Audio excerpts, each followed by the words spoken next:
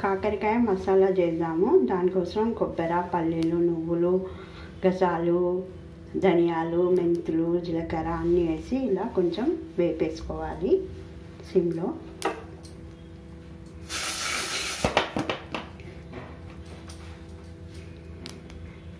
కాకరకాయలు మంచిగా క్లీన్ చేసి కోసి పెట్టుకున్నాము. దాంట్లోకి పచ్చిమిరపకాయలు, ఉల్లిగడ్డ, ఇది కొత్తిమీర, కోసం కాకరకాయలన్నీ మంచిగా క్లీన్ చేసుకొని మంచిగా కట్ చేసి చూసుకొని ఇట్లా ముక్కలు కట్ చేసి వేసేస్తున్నాము నూనెలో. ఇది కొంచెం వేగాలి. జీలకర్ర, ఆవాలు, ఎండుమిరపకాయలు వేసి ఇట్లా కాకరకాయలు వేసుకున్న తర్వాత ఇందులోనే కొంచెం కలమాకు కూడా వేసుకోవాలి.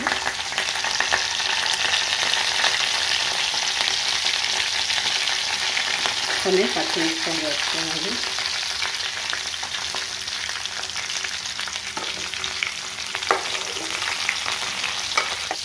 కొంచెం ఉప్పు వేస్తున్నాము ఇది మంచిగా వేగడానికి. కాస్త మూత కూడా వేస్తున్నాము. మనము ఉల్లిగడ్డలను కలిపి వేసాము ఒకసారి.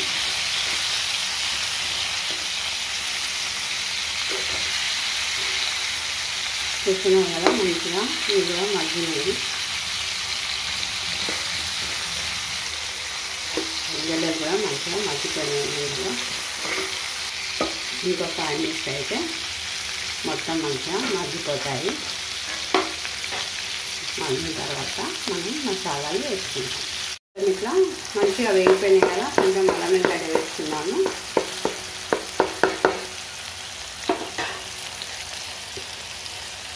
పసుపు వేస్తున్నాము.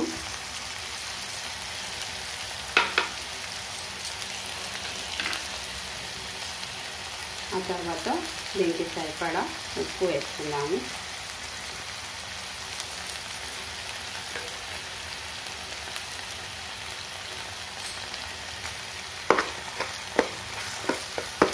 కొంచెం పచ్చివాసన పోయింది కదా, అల్లం వెల్లిపాయది నూనెలో వస్తుంది కదా, అప్పుడు మనం ఇందులోనే కొబ్బరి, పల్లీలు, నువ్వులు, గసాలు, ధనియాలు, జీలకర్ర, మెంతులు వేసిన పొడి వేసేసుకున్నాము.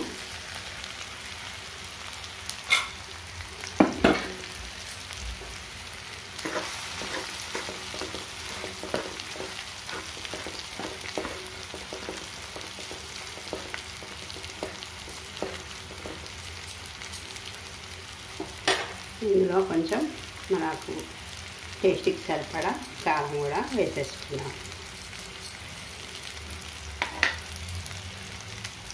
లాస్ట్కి కొత్తిమీర వేసుకుందాం. ఇది మంచిగా మిక్స్ చేసి కలుపుకోవాలి.